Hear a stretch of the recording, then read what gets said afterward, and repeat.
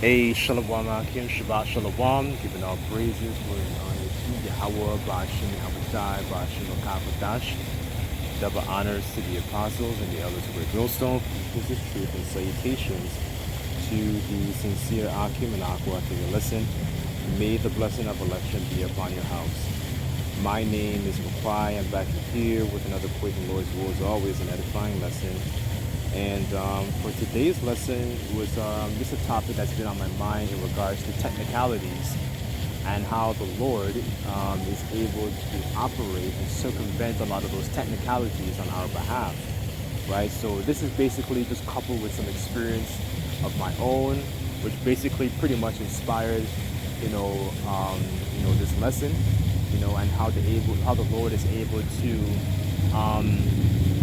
basically fight for us and look out for us in times of need, right? So this is really to kind of give us a little bit more insight and to even inspire, as a boost of faith, because in these times that's really what we need, because the scriptures talk about how riches don't profit in the day of wrath, but righteousness can deliver in death, right? So it's understanding that the Lord is able to look out for us, because we actually,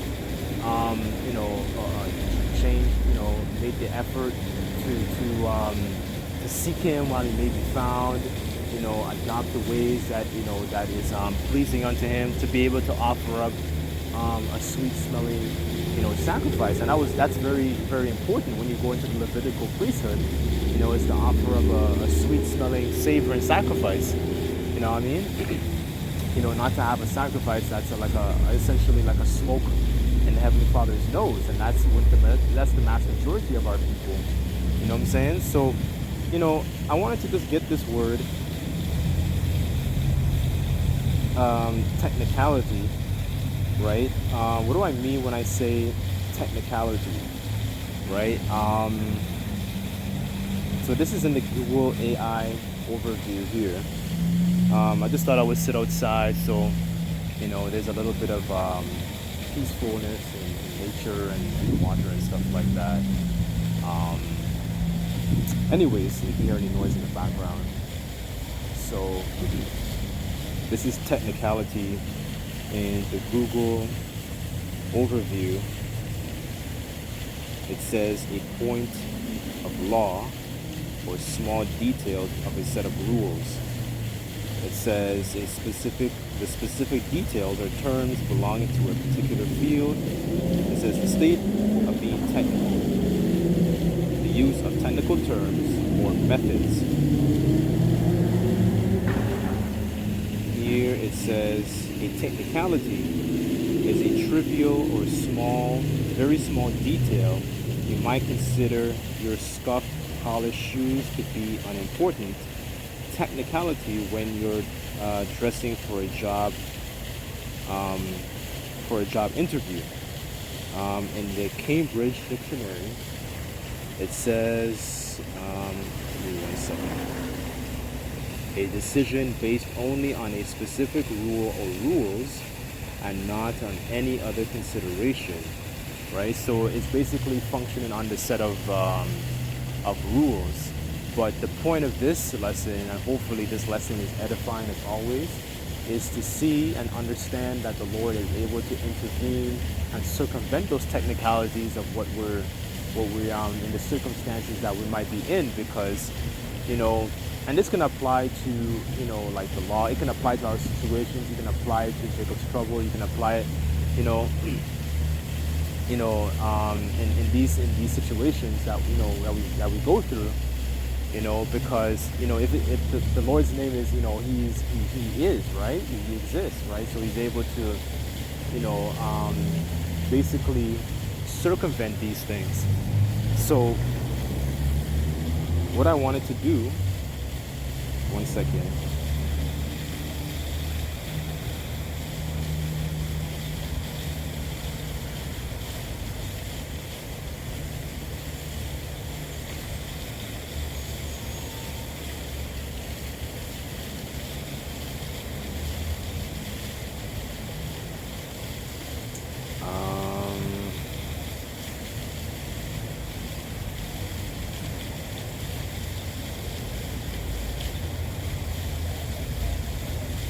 wanted to read this. Let me just read this in Romans, and then I'll bring out the account and the story of that best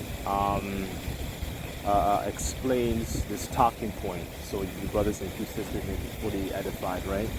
This is Romans chapter 8, verse 24, and it says, "For we are saved by hope, but hope that is seen is not hope. For when a man seeth, why doth he yet hope for?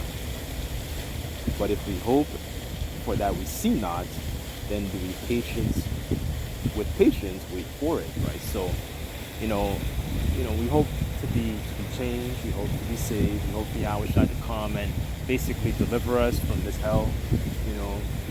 To experience the joy of having family, children, the animals and trees and so on and so forth being in order. Peace. Real food, so on and so forth. But even things to hope for is basically Lord's intervention and the Lord's miracles in these times too. The Lord acting on your behalf. You know what I'm saying? Because we know and we understand, as I said before, riches don't profit within a day of wrath, but righteousness can deliver, from death, right? So let me get an account. I thought this story was a little bit interesting. So this is 1 Samuel chapter 21. Actually, matter of fact, let me get it in the Amplified.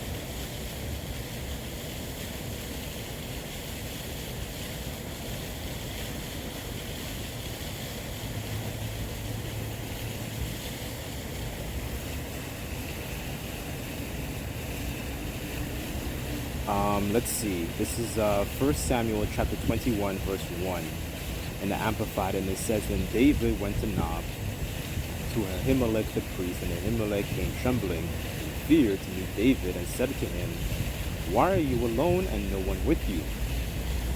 David said to Ahimelech the priest, The king has commissioned me with a matter, and has told me, Let no one know anything about this matter, for I am sending you, and with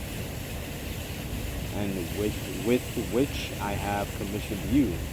I have directed the young men to a certain place."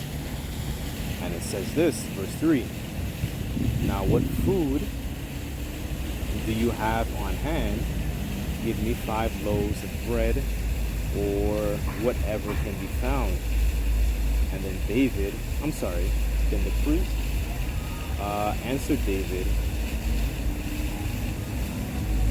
and said, "There is no ordinary unconsecrated bread on hand, but there is consecrated bread. You may have it, if only the young men have kept themselves from women." Right? So when you go into that word consecrated, con means bread, consecrated, it goes back to sacred. So basically bread that's been basically set apart. Right? It's bread that's not, basically readily available, for everyone, for consumption. You had bread that was set apart. So what I want to do is I want to get the technicality, right? Because in this point within David's life, he's being basically persecuted by King Saul, right? In the earlier chapters, you see that David, not David, it was King Saul. He threw javelins at David. And he became very, very carnal. He became very, very in the flesh, He started feeling, he had a bit of a distaste for David, so to speak, right? So David's kind of like on the run. And he basically kind of makes up a story, to the priest, right? Because the priest doesn't fully understand what's going on, right? So, let me read, where is that? This is verse 5. And it says, "David now answered the priest, Be assured that that women have been kept from us in these 3 days since I set out. And the bodies of the young men were consecrated, ceremonial clean, although it was an ordinary, unconsecrated journey. So they were in a journey where, okay, it was a kind of journey where they can go and they can, if they came across women and they lay with them, it's whatever. But, within the past couple of days that they were on this journey, they were actually consecrated. They didn't lay with any women, right? That shows that, laying with women, it makes you unclean. It makes you, when you have seed, because in Leviticus it refers to, it's referred to as seed of copulation. Copulation is basically like a fancy word for sex, right? Intimacy with a woman. So that's what happens when you come onto a woman, right? So when you come onto a woman, it makes you unclean, right? That's why, he said that, right? That's why he's asking this, he made that statement. But that's not really the point per se, but I want to get to the technicalities, so to speak, of where the Lord actually, this is the Lord basically overriding it, because David is in a situation where he is hungry, right? He's being sought after, So I'll read verse 5 again. And it says, David answered the priest and said, be assured that women have been kept from us, and these 3 days which I set out, the bodies of the young men were consecrated, ceremonial clean, although it was an ordinary unconsecrated journey. How much more will our vessels be holy today? So it says, now the priest gave him the consecrated bread, for there was no bread except the bread of the presence, which was removed before the Lord, Yahweh Bashem Shai, in order to put hot bread in its place when it was taken away, right? So David basically, he ate the holy bread, the shewbread, right? So let me get the technicality on this.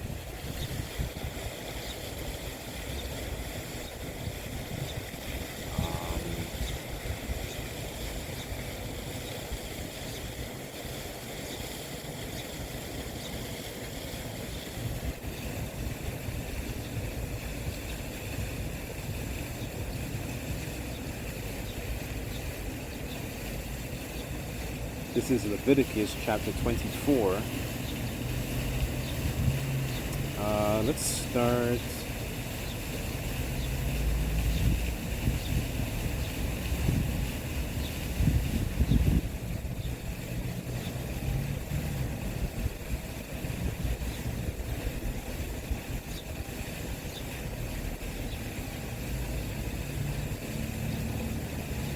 I'll start at verse 6.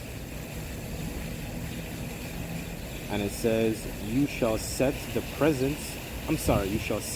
of the presence, the shewbread, in 2 rows, 6 in each row, on the pure gold table before the Lord. And the title here, it says, the lamp, the bread of the sanctuary, right? So this is dealing with the priesthood, right? This is dealing with the tabernacle, right? It says here, you shall put pure frankincense in 2 censers on beside each row, so it shall be with bread as a memorial portion, an offering made by fire to the Lord.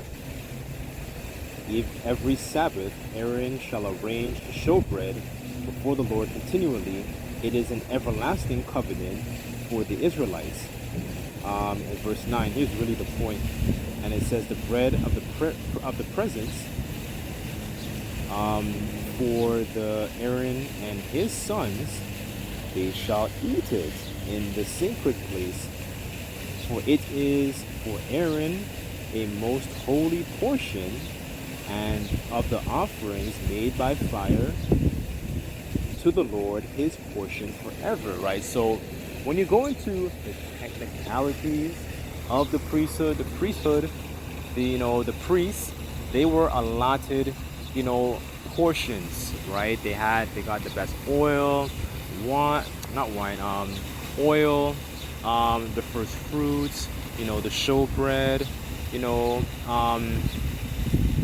certain offerings. They were able to eat of certain offerings, right? Those particular things were allotted to them only. Because remember, when we were in and going into the time of Joshua, the priests, the Levites, they didn't have that portion of land. The other tribes got their portion of the land, right? It wasn't the Levites. They got, I believe it was sojourning cities, like cities to sojourn in, right? But when it came to those resources, they didn't have those particular resources. So I wanted to read this to show that technically,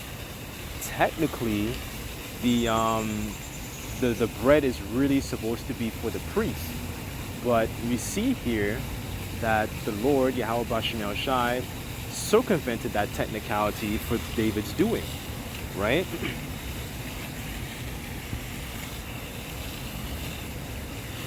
Okay, this is Jeremiah 13:7, and it says, "Alas, for that day is great, so that there is none like it. It is even the time of Jacob's trouble, but he shall be saved out of it," right? So I'm reading this because, the Lord, we need in this time, we need examples, Lord, of miracles, the Lord basically intervening, for us, us hopeful elect in these times, right? Because we understand that our we're basically sheep in the midst of the world, so we need a higher power to intervene for us. Kind of like how the Lord intervened for King Hezekiah in the time of the Assyrian Empire, right? So, I'll read this last one here.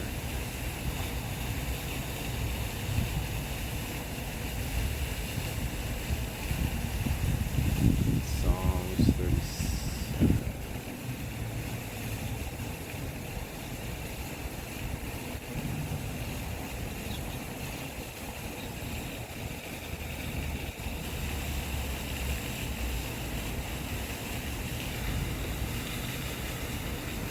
This is Psalms chapter 37, verse 25, and it says, "I have been young, now I'm old, yet have I not seen the righteous forsaken, nor his seed begging bread," right? So, and then when you see David's life, and you understand a lot of it really brings a lot of the Psalms that he wrote, into actual life. And then when you go through your own experiences, it breeds hope. Okay, the Lord helped me in this situation.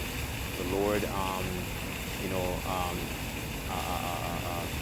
defended me in this particular situation, right? The Lord protected me in this particular situation. So it's like you reflect on the stories of old, and then you reflect on your own stories, like, damn, man, the Lord actually did this for me, right? So, it helps to breed, and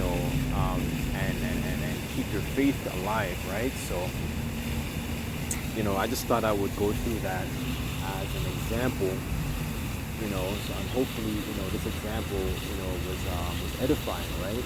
Because at this point in David's life, he was basically on the run.